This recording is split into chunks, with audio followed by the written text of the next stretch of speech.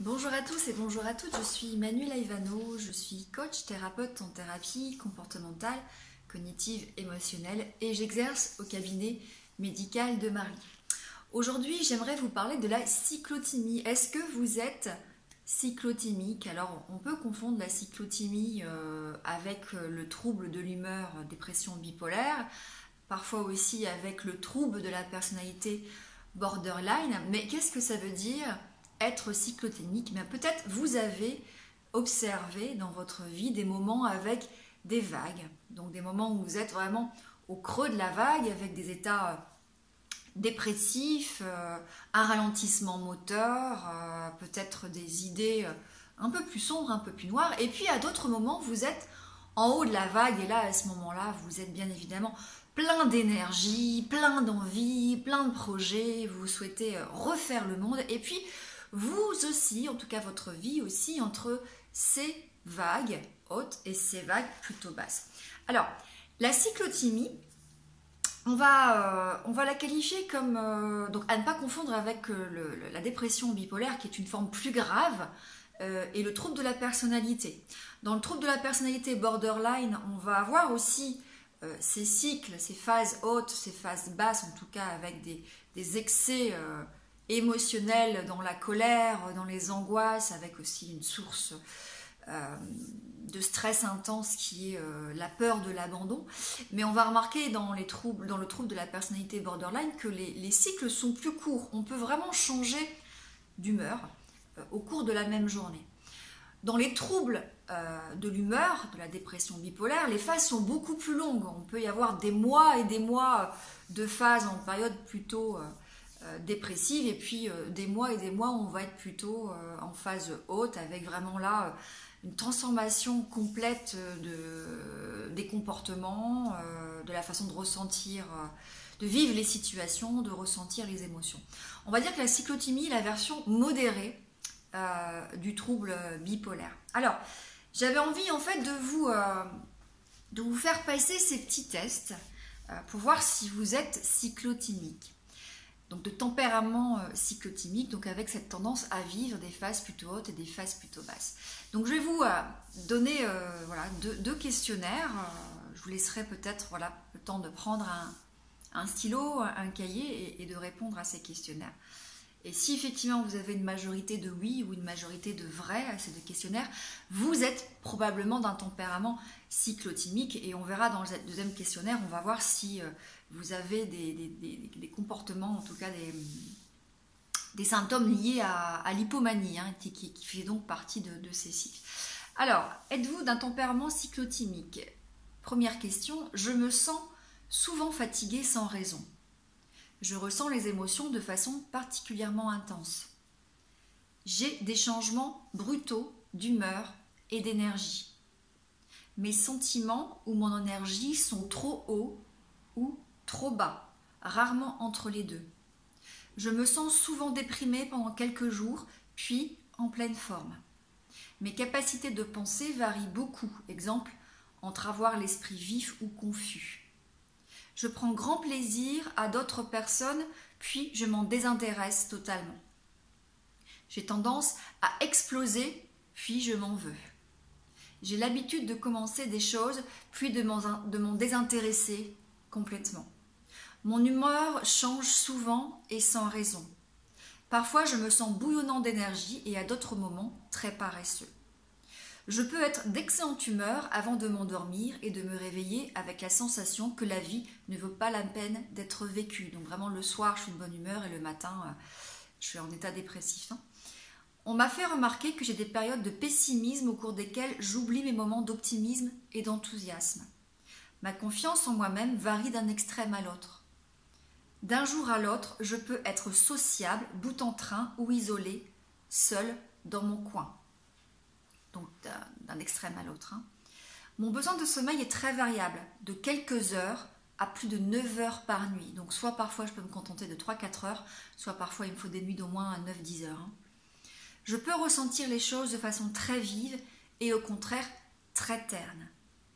Je peux être triste et gaie en même temps. J'ai souvent tendance à rêver dans la journée à des choses que les gens considèrent irréalistes. j'ai parfois très envie d'avoir des comportements risqués ou scandaleux. Je suis tombé fréquemment amoureux dans ma vie. Voilà.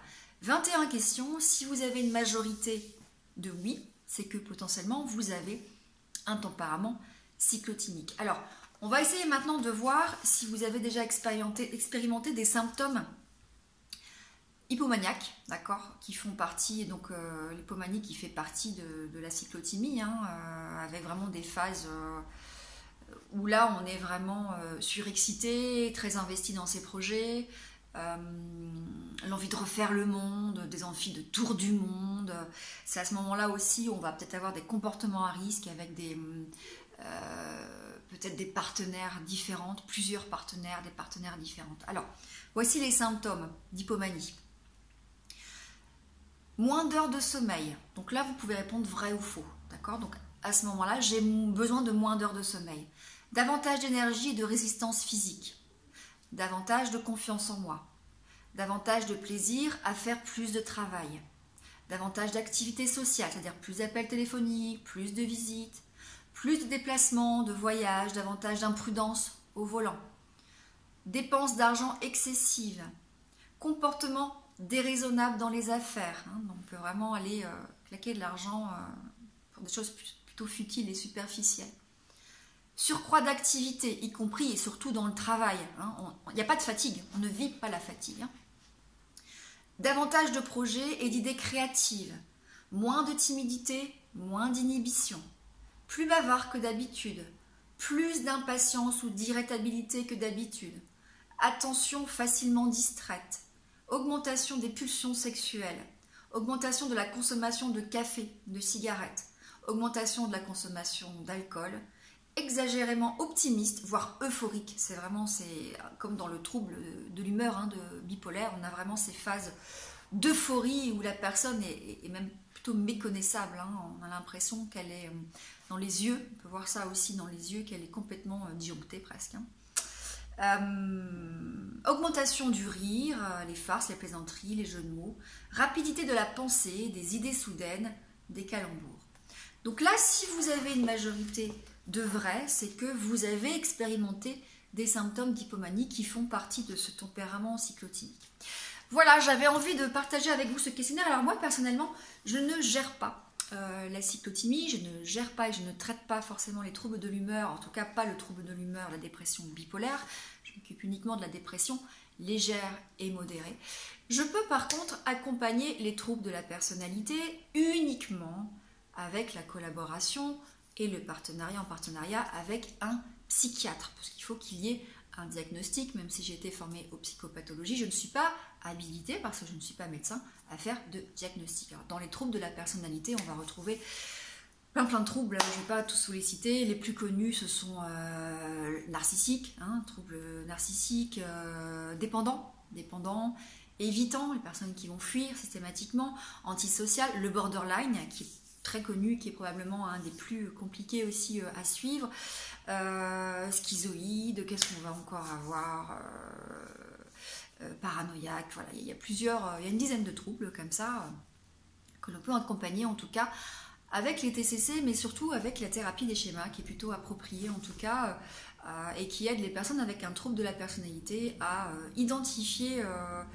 leurs pensées, leurs émotions, les sources d'angoisse aussi, et les comportements qui sont inappropriés, parce que dans les troubles de la personnalité, il y a beaucoup de comportements qui sont vraiment inappropriés, en tout cas dans les interactions sociales, beaucoup dans les interactions amoureuses ou d'amitié. Voilà, les personnes qui sont dépendantes vont forcément être en lien affectif direct et presque malsain, toxique avec les personnes. C'est la même chose avec les évitants, qui eux vont vraiment plutôt être dans la fuite, dans la méfiance, et qui ne vont pas lier de lien, avoir des difficultés à lier un lien social avec les autres. Les borderline, c'est entre les deux, puisqu'en fait le borderline peut être un je t'aime, moi non plus, voilà, aime-moi, je te déteste, je t'aime, enfin j'ai plus les mots, excusez-moi, mais c'est vraiment je viens vers toi, je t'adore, je t'idéalise, et puis à la dernière minute, je me lasse,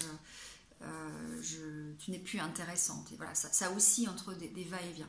On retrouve beaucoup En fait, ce sont vraiment dans les troubles dans les relations amoureuses, pardon, ou les relations amicales aussi, que l'on va identifier facilement les troubles de la personnalité. Et derrière ces troubles de la personnalité se cachent forcément des schémas, les schémas précoces, inadaptés de l'enfance. Voilà, j'espère que cette vidéo vous aura été utile.